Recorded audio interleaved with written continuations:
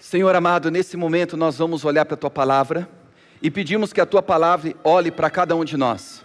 Que o Teu Espírito Santo ilumine a nossa mente para que possamos entendê-la. E não apenas entendê-la de forma intelectual, teórica, acadêmica, mas que também possamos viver a Tua Palavra, colocá-la em prática e assim desfrutar da vida em abundância que há em Ti, Jesus. Nós oramos em Teu nome, amém, amém. Para mim, todo culto é muito especial, mas o culto de Santa Ceia vai além de um culto especial. Você pode falar assim, pastor, você está exagerando.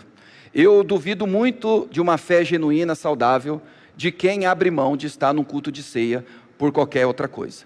É claro, imprevistos acontecem. Muita gente poderia estar aqui e por causa de imprevistos não estão. Se nós tivéssemos a quantidade de pessoas que frequentam a igreja, às vezes não vem domingo no outro, nós teríamos mais de 2 cultos, já fizemos essa conta. Então de alguma maneira a gente sempre tem essa quantidade, no outro alguns faltam, mas o culto de ceia tem que ser um culto que a gente tem que falar, ó, pessoal, vamos sentar alguns aqui à frente. Eu lembro na igreja que eu me converti, de repente era tanta gente que não tinha mais lugar, o pessoal ficava sentado na escada. Aí o pastor chamava os jovens para sentar na escada, parecia até o tempo dos apóstolos de Jesus, né, sentado aos pés olhando, e a gente ficava ali. Culto de ceia, gente, tem que estar abarrotado de gente, e eu vou te mostrar por que isso. Imagine o culto do teu batismo, o dia que você sonhou em ser batizado, e de repente, no dia do teu batismo, uns amigos falam assim, fulano, vou passar na sua casa para a gente ver aquele clássico do nosso time contra o time rival, e aí você fala, venha, é o culto do meu batismo, mas deixa o batismo para lá, outro dia eu batizo, outro culto eu batizo, outro ano eu batizo.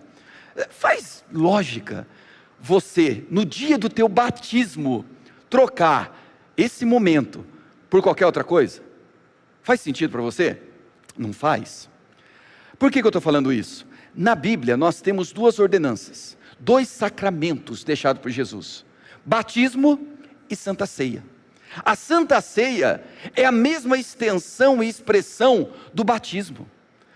Eu sei que você nunca faltaria ao seu culto de batismo, mas você deveria levar tão a sério quanto um culto de Santa Ceia, porque é um momento tão singelo, que todo mês nós fazemos uma única vez, tem um sentido muito especial, e a ceia traz consigo algo que o batismo também traz, o céu se abre. Lembra a experiência de Jesus, quando ele foi batizado? O céu se abriu e uma voz bradou dizendo, este é meu filho amado em quem me comprazo, e o Espírito Santo veio sobre Jesus.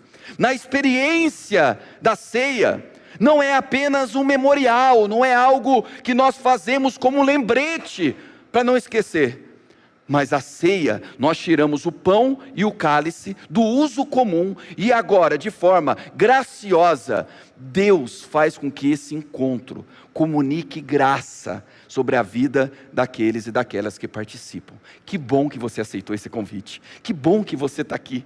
E quando eu olho para a mesa, e cada domingo, ou cada ceia, a gente faz de um jeitinho, mas é tudo muito simples, porque quando Jesus assim o fez, ele escolheu a simplicidade de uma mesa para comunicar algo eterno. Jesus sabe que sentar à mesa faz parte da composição humana. Hoje mudou um pouquinho, a gente desaprendeu a se assentar à mesa e come, por exemplo, na frente do computador, na frente da TV, um do lado, outro do outro. Naquele tempo de Jesus era inimaginável, não se passava pela mente humana fazer uma refeição em família, com cada um no seu quadrado, no seu canto, mas se assentar à mesa era algo sacramentado. Até pouco tempo atrás, era assim nas nossas histórias, as famílias se assentavam à mesa, e na mesa conta-se história, na mesa conta os seus dramas, na mesa você vivencia alegrias e tristezas, sabores de sabores, e é nesse ambiente simples, que Jesus escolhe comunicar algo sacramentado dele, que é o comer do pão, o ser fortalecido pelo seu corpo, o tomar do cálice, o ser fortalecido pelo seu sangue. Então, meu amado, minha amada, hoje quando nós comemos do pão e tomamos do cálice, algo muito especial vai acontecer. É como se os céus se abrissem e essa voz bradasse, e nós tivéssemos uma experiência que prefigura uma que um dia vai acontecer na eternidade. Eu vou terminar essa mensagem falando exatamente sobre essa mesa da eternidade. Mas inicialmente, eu quero dizer que Jesus, de forma poética, simples, linda e poderosa, escolheu um lugar que não tem como um ser humano se ausentar. Naquele tempo, qualquer pessoa se assentava à mesa, cada um no seu contexto. E diante dessa simplicidade de ter que comer e ter que beber, assim a graça de Deus nasce. A graça de Deus é manifesta. Eu gosto muito do Evangelho de Lucas, quando a gente vai falar de ceia. Porque Lucas, eu imagino que Lucas era mais gordinho. Lucas devia ser assim, quando a gente fica imaginando os personagens da Bíblia, né, como eles eram, a gente vê os filmes, vê os The Chosens da vida, cada um representa de uma maneira. Para mim, Lucas era bem fofinho, porque se você ler o Evangelho de Lucas, o homem que gosta de mesa, o homem que gosta de registrar momentos que Jesus está à mesa com pessoas, e se ele falava tanto de mesa, com certeza ele gostava também de sentar numa mesa. E ali naquela mesa, no Evangelho de Lucas, nós temos encontros transformadores. Logo no capítulo 5, Jesus olha para um publicano, um cobrador de impostos, Levi, Mateus. E num simples olhar, parece que a alma de Levi é permeada pela graça do olhar do Eterno. E Jesus faz um convite dizendo: segue-me. Levi imediatamente abre mão de toda uma história que ele construiu, que muitos gostariam de estar no lugar dele, para poder seguir Jesus de Nazaré.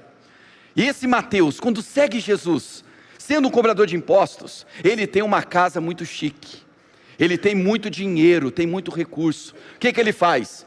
Diz o texto em Lucas 5, que ele convida uma multidão de publicanos, e dá um banquete. Primeira vez que vai aparecer em Lucas a expressão banquete. Um publicano que vai organizar um banquete para Jesus. E diz o texto que Jesus está comendo, bebendo, se divertindo, conversando. Mas ao olhar para aquele banquete, hoje quando a gente faz um banquete, a gente faz num lugar que ninguém vê, até para evitar alguém: o que vocês estão comendo aí? Né? Naquele tempo é diferente. Os banquetes aconteciam em lugares abertos, em cima das casas que eram expostas. Então as pessoas viam os banquetes acontecendo, porque banquete tinha como finalidade mostrar o glamour, um povo pomposo, poderoso. O anfitrião honra o convidado e o convidado honra o anfitrião. Então era algo muito restrito. O pobre não conseguia fazer um banquete. O periférico, o marginalizado, o não religioso não tinha um banquete para oferecer. Mas naquele contexto, Levi oferece um grande banquete. Mas os religiosos começam a olhar para Jesus, e eles não vão criticar os publicanos, mas criticam Jesus. Quem ele pensa que é para querer receber na mesa, sentar-se à mesa com publicanos? E a resposta de Jesus é muito simples: eu vim para essas pessoas adoecidas, eu vim para os doentes. Vocês estão olhando para eles, eles são doentes, mas são para eles que eu vim, porque os sãos não precisam de médico. Aí naquele momento eles até pensaram assim, né? Exatamente, nós somos os sãos que não precisamos de médicos. Só que no decorrer do Evangelho, Lucas vai mostrando que as pessoas mais adoecidas não eram os pecadores, não eram os publicanos, mas eram os próprios religiosos, os fariseus, saduceus, os escribas. E assim a gente vai tendo várias mesas. Depois do livro de Atos, aí que a ideia de mesa explode. É mesa para todo lado, é gente na casa do outro, comendo, bebendo, se alegrando e celebrando a ceia. E aí eu falei, já que nós estamos falando sobre esse banquete celestial, eu quero falar sobre um banquete. Mas esse banquete, inicialmente, não é um banquete tão bonito. É um banquete que aparece no Evangelho de Mateus, o banquete de Herodes. Herodes foi fazer a sua festa de aniversário, e foi uma festa tão pomposa, porque os romanos convidavam pessoas da alta elite para participar, e era uma maneira de mostrar o seu poder. Eram festas fechadas, não era qualquer pessoa que tinha acesso, só os poderosos. E ali, naquele ambiente, as coisas mais estranhas aconteciam. E eu quero ler com vocês o que aconteceu na festa, no banquete que Herodes deu, e depois a gente finaliza olhando para o banquete que Jesus dará na eternidade. Pode ser assim? Então vamos lá. Evangelho de Mateus, capítulo 14. Se você quiser acompanhar na projeção, fique à vontade. Quiser ler na sua Bíblia, o aplicativo, também fique. Estou usando a versão ARA.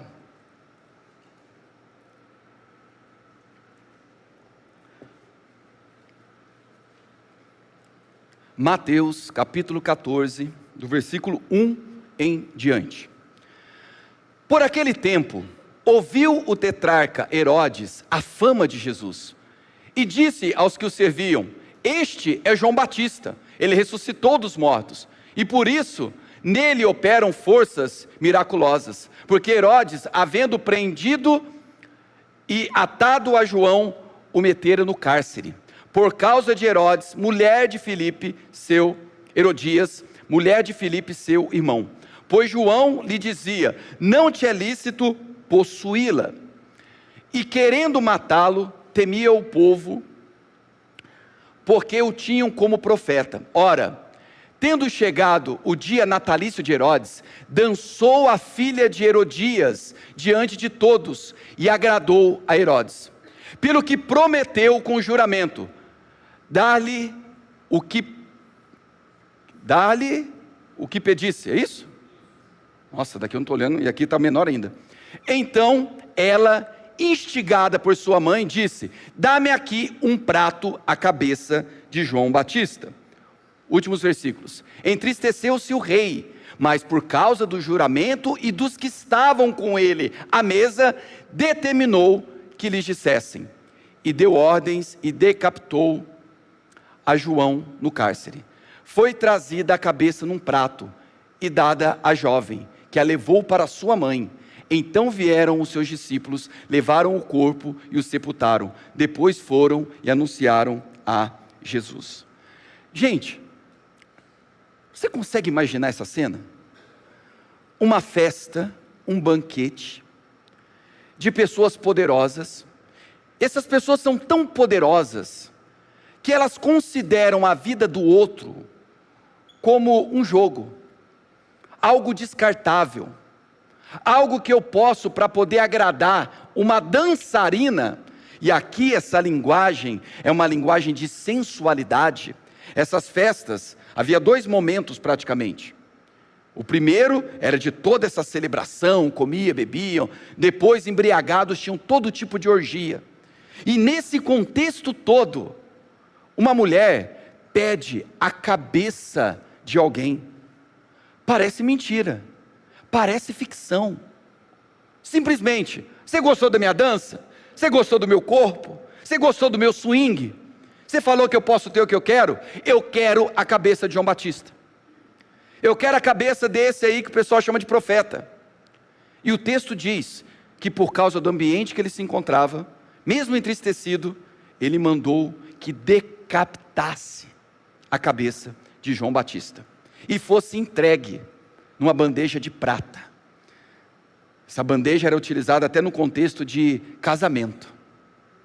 E ali nós temos algo tão cruel. Cá entre nós, vamos tirar a parte da espiritualidade, tá bom? Vamos tirar a parte da fé. Você consegue acreditar numa história dessa? Uma história tão... Gostei da tua dança, o que você quer? Não, corta a cabeça do fulano. Claro, manda cortar a cabeça do fulano. Opa, está aqui a cabeça do fulano. Legal, deixa eu levar a cabeça do fulano para lá. Não parece uma história absurda? Monstruosa, fictícia, inventada, para tentar trazer algum tipo de lição moral? Só que quando a gente lê a história de Roma, isso é muito comum. Na história da humanidade, na história da igreja, a gente vê muita gente sendo decapitada. Só que agora, recentemente, não sei quantos estão acompanhando, nós estamos tendo uma experiência de que histórias terríveis assim não são fictícias, não são teorias, não são contos, são histórias reais. Em 2008, um homem chamado Jeffrey Epstein, Esse homem, em 2008, ele foi preso. Depois de algum tipo de maracutaia, ele foi solto.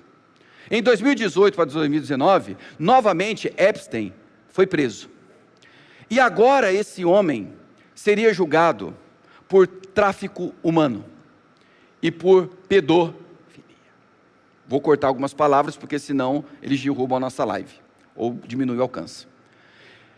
Esse Epstein, ele foi preso, e de uma forma misteriosa, antes do seu julgamento, que ele ia começar a delatar geral, dizem que ele atentou contra a própria vida. Ele se suicidou. Cometeu suicídio. De uma forma muito estranha, porque as câmeras não filmaram nada.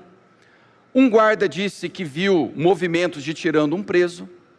Ninguém sabe realmente o que aconteceu, mas foi dado oficialmente que ele atentou contra a própria vida e tirou a sua vida. Muito bem, depois de todo esse tempo, agora recentemente, questão de semanas, os arquivos desse Epstein foi colocado a metade, mais de 3 milhões de arquivos colocados em acesso ao público.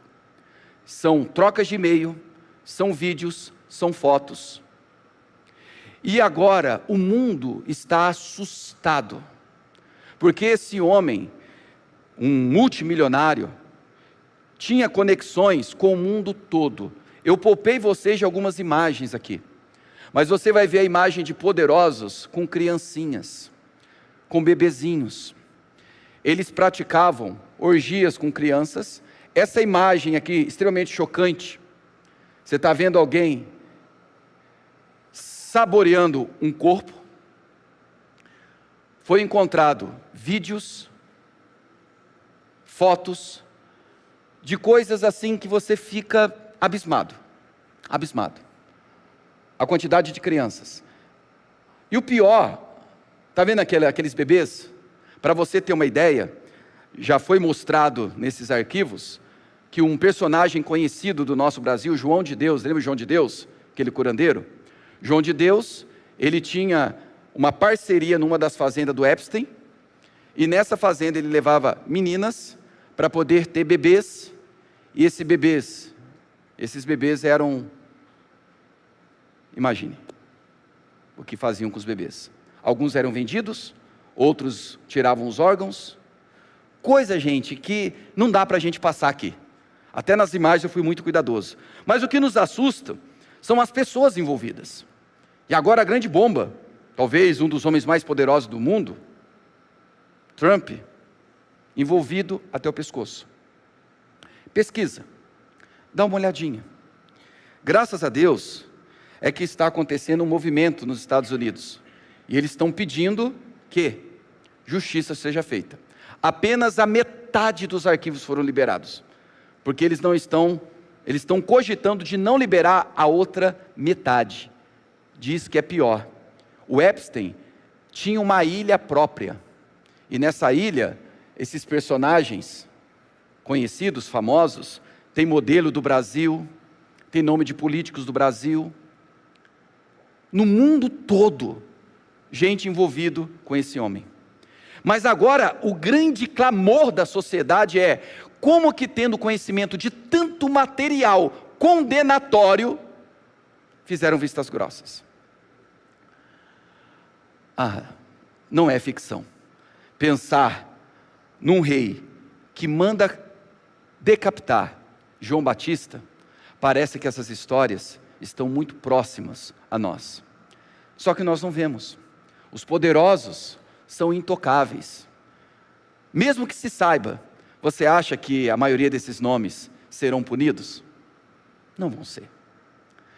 Eu não sei se você está acompanhando esse caso, mas você tem que ter estômago para acompanhar, porque é coisa que te deixa aterrorizado. Quando eu penso no banquete de Herodes, é um banquete privado, só vêm os poderosos, e o que acontece ali, fica entre eles. E mesmo que saibam, esses homens são intocáveis. E o que é feito são coisas inimagináveis. No de Herodes, foi assim. E se torna até pequenininho. diante do que tem sido revelado. Por que eu trouxe isso para vocês? Para mostrar uma realidade que está além dos nossos olhos. Que nós vivemos num mundo extremamente perigoso, maldoso. E a pergunta é, o que nós podemos fazer em meio a tudo isso? Perceba,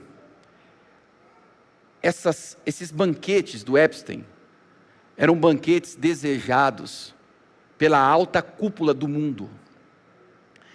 Esses banquetes, essas festas, essas conexões, esses relacionamentos, para que se tenha todo esse poder aparentemente infinito, ilimitado.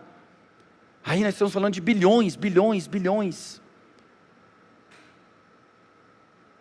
Vende-se a alma para poder estar num contexto desse. Não é de hoje que dentro dos banquetes dos poderosos, coisas terríveis acontecem. No banquete de Herodes, não foi diferente. Mas eu quero terminar lendo um texto, que fala sobre um banquete que te espera, e depois a gente vai pensar em tudo isso, quais são as implicações. O livro de Apocalipse, ele começa o seu fechamento, o seu desfecho, no capítulo 19, falando algo muito especial que eu queria ler para você, que diz assim: então, ouvi uma como voz de numerosa multidão, como de muitas águas e como de fortes trovões, dizendo: aleluia. Eles estão adorando, louvando, pois reina o Senhor nosso Deus, o Todo-Poderoso. Alegremo-nos, exultemos e demos-lhe glória, porque são chegadas as bodas, o banquete do Cordeiro. Dentro da cultura judaica, o banquete, o último momento do banquete, que está para finalizar a festa, eram as bodas. Então o Apocalipse está dizendo, no final da história, haverá um banquete final. E esse banquete nós temos uma numerosa multidão. E vai continuar dizendo assim: porque são chegadas as bodas do Cordeiro, cuja esposa a si mesmo já se ataviou, pois lhe foi dado vestir-se de linho finíssimo, resplandecente e puro, porque o linho finíssimo são os atos de justiça dos santos. Então me falou o anjo: escreve, bem-aventurados aqueles que são chamados à ceia das bodas do Cordeiro. E acrescentou: são essas as verdadeiras palavras de Deus. Quando nós olhamos para esses banquetes humanos, nós precisamos lembrar que é um banquete celestial, e que talvez nós seremos as cabeças que vão rolar dentro dessa dinâmica, desse banquete do mal. Porque ter o Cordeiro não nos livra e não nos priva da maldade desse mundo. Essa noite eu espero que você perca essa ingenuidade com relação à vida. Nós vivemos num mundo mau, nós vivemos num contexto perigoso, não dá para a gente romantizar, mas também não dá para a gente se desesperar, não dá para a gente perder a fé, não dá para a gente desistir da vida, porque nós podemos olhar para aquele que venceu na história, o Todo-Poderoso, que está acima dos poderosos da terra. Esse Todo-Poderoso tem preparado um banquete, para que um dia nós possamos nos assentar com Ele, e desfrutar da companhia dEle. E enquanto isso nós vamos fazendo as nossas mesas. Essa mesa é um reflexo do banquete da eternidade. Por isso que quando você come, bebe, participa de um momento como esse, nós estamos olhando para esse banquete apocalíptico, esse banquete da eternidade. E lá sim, nós seremos honrados com aquele que é a própria honra, que é Cristo Jesus. Não busque, não espere honras nessa dinâmica humana. Talvez o teu coração fique dilacerado, porque as pessoas que você esperava que pudesse te reconhecer, te honrar, te agradecer, te aplaudir, te bendizer, essas pessoas assim não fazem. Mas Jesus nos ensinou que a verdadeira honra não está na dinâmica desse mundo. A honra que um dia teremos é de se assentar à mesa com o Eterno, E o texto fala de uma multidão nessa mesa.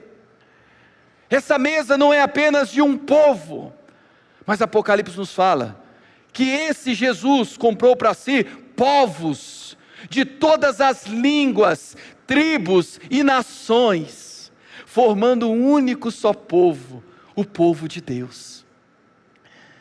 Quando nós chegarmos nesse lindo, precioso dia, nas bodas do Cordeiro, nós vamos nos encontrar com tantos outros povos. Tem gente que pensa que quando vai chegar na eternidade vai falar uma língua só.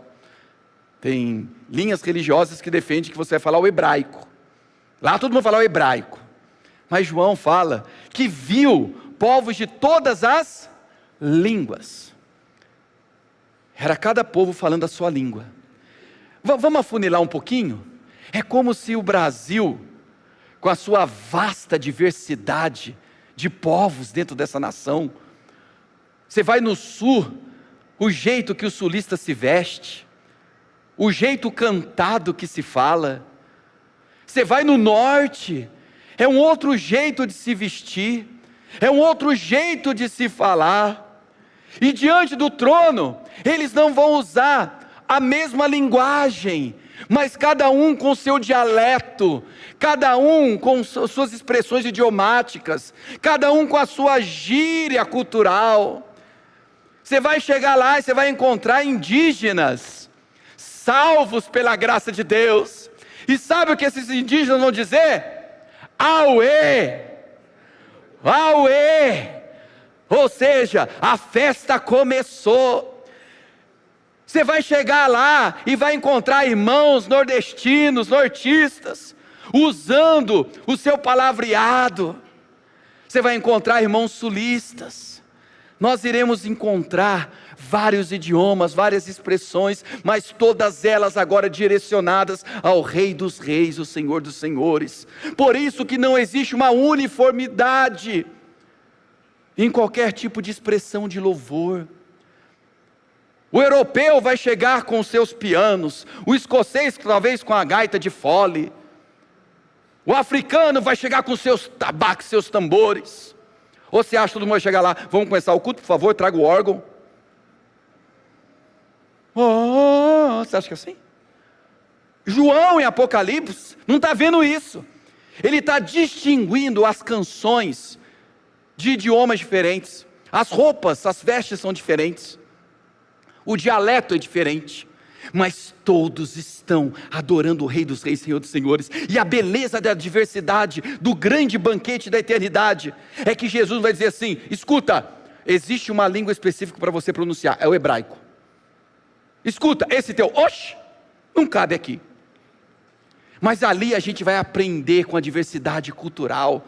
Você imagina que novos céus e nova terra é um bando de fantasminha voando, pulando de nuvem em nuvem, só falta ficar soltando purpurina. Gente, eternidade, a gente fala de novos céus e nova terra. Você vai habitar em uma nova terra. Você não vai habitar em nuvem não, bendito. É uma nova terra, chão. E ali você vai ouvir os sotaques, ali você vai conhecer as culturas, e todas elas, dos salvos e redimidos, apresentando a sua cultura, o seu louvor ao eterno Deus. Quando nós celebramos a ceia, hoje, nesse tempo, nós nos reunimos com pessoas diferentes, e nessa diferença nós cultuamos e esperamos esse momento de uma diferença, mas todos com o mesmo coração, adorando e louvando ao eterno. Tivemos agora recentemente uma grande polêmica com um grupo, e nós apresentamos no especial de Natal as canções desse grupo, o Grande Banquete, né? Porque eles usam expressões tais como: agora que o Zé entrou, aí o pessoal, é o Zé Pilintra. Meu Deus! Podia ser o Zezinho da igreja, o Zé Oliveira, né? Podia ser o Zé Roberto, podia ser a Maria Antônia, Toninha, Zé e Maria, dizendo gente comum, gente que talvez não teria lugar à mesa, mas agora Jesus com a sua graça convida e traz. Nós somos esses Zés, Nós somos essas Marias. Para nós não existe lugar no banquete de Herodes, e louvado seja Deus por isso, e não queremos o banquete de Herodes, amém? Mas há um banquete todo especial, preparado aqui, e que projeta esse banquete da eternidade. Sendo assim, a mensagem que eu quero compartilhar com você, é para que você não fique iludido, iludida, pelos ambientes poderosos, glamurosos. Não deixe o teu coração se iludir, porque a hora que o convite desses lugares chegar até você, o preço do convite é muito alto. O preço é muito alto. Você perde a tua paz, você perde o teu tempo, você perde a tua personalidade, o teu jeito de ser, você perde a comunhão, porque esses banquetes cobram um preço altíssimo, e é preço de morte. Mas o banquete de Jesus, ele não pede cabeça de ninguém, porque ele entregou não apenas a sua cabeça, mas entregou todo o seu corpo à mesa, na cruz do Calvário. Jesus se entregou para que a tua cabeça não fosse decapitada nos banquetes de Herodes. Então não queira estar em ambientes que Deus não te chamou para estar. Aprenda a viver a simplicidade da mesa. A mensagem para você é: aprenda a fazer da tua mesa um lugar sagrado, um lugar em teus amigos, tuas amigas, seus familiares, gente senta com você. Não transforma a mesa em apenas a tua mesa individual. Abra a porta da tua casa, para que pessoas se assentem à mesa. Você vai ver como que o teu coração vai se encher de Deus. Tem gente que o coração está cada vez mais raquítico, seco, desnutrido, porque vai se distanciando das pessoas, vai fechando as portas, vai transformando na mesa a minha mesa, e eu não quero ninguém diferente nessa mesa, eu não quero ninguém que se contradiz comigo, eu não quero ninguém que pense diferente de mim, e com isso a gente vai formando uma bolha, e você perde a diversidade da mesa de Jesus. Faça isso na tua casa, faça isso nos seus relacionamentos, aprenda a se assentar à mesa, e ter um encontro com o Cristo que se assenta às mesas simples, sem glamour, sem glória, mas na simplicidade. E saiba que a honra que nos aguarda não está aqui. O galardão que nos aguarda não se encontra nos banquetes de Herodes. Jesus, certa feita em Mateus capítulo 6, diz: em verdade vos digo, que esses que gostam do glamour, do poder, da glória humana, esses já receberam a sua recompensa. Ou seja, há dois tipos de recompensa: a recompensa da mesa de Herodes e a recompensa da mesa de Jesus. Jesus disse: não dá para você ter as duas recompensas, escolha. Eu te dou uma dica: escolha ser honrado em Jesus, ainda que as pessoas não te honrem aqui, ainda que ninguém te valorize, ainda que você não tenha a atenção de quem você gostaria de ter. Saiba que a maior honra que nós poderíamos experimentar se encontra em Jesus de Nazaré, nas bodas do Cordeiro. Olha para isso, e sempre que alguém te expulsar da mesa, não te convidar para uma mesa, nunca se esqueça: quem você é e o teu valor está na mesa de Jesus e de mais ninguém. E eu quero orar por você, eu quero orar por mim, eu quero orar por nós. Feche os seus olhos por um instante.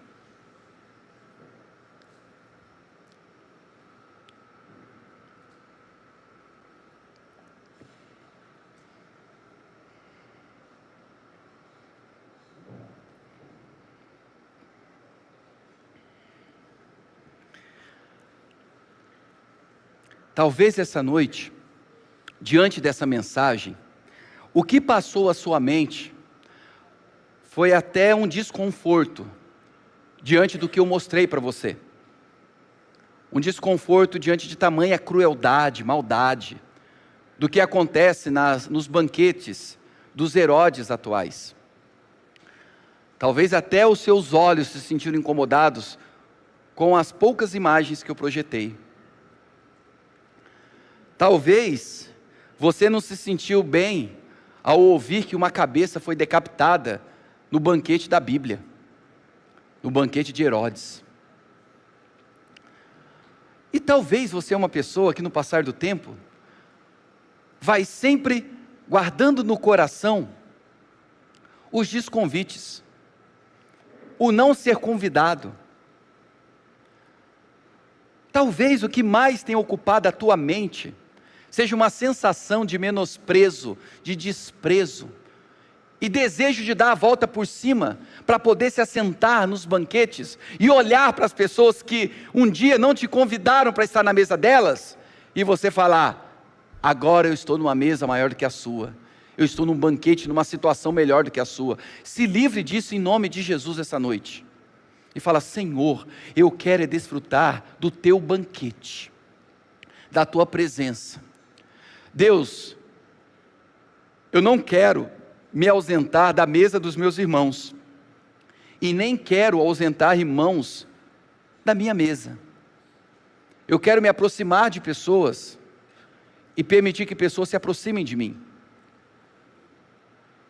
E por fim, Senhor, ajuda-me a olhar para a eternidade, ajuda-me a olhar para esse momento tão singular que um dia eu irei viver, assentado à mesa contigo, com os meus irmãos, com as minhas irmãs, de todas as tribos, línguas e nações, de todas as regiões do Brasil. Tira de mim essa xenofobia, essa fobia, esse preconceito com a região alheia, porque a pessoa é do sul, é do nordeste. Tira-me essa fala, esse pensamento bélico, violento, ainda que camuflado, mas há dentro de mim, com relação a outras pessoas, que talvez nem estejam em outras regiões, mas esteja na minha própria região, esteja na minha cidade, no meu bairro, na empresa que eu trabalho, na escola que eu estudo, na família que eu estou. Senhor amado, livra-nos do anseio e do desejo pelos banquetes de Herodes. Livra-nos até do mal dos banquetes de Herodes do nosso tempo. Mas dá-nos, ó Deus, a clareza e a compreensão de que nós teremos um grande banquete com o Senhor na eternidade. Amém.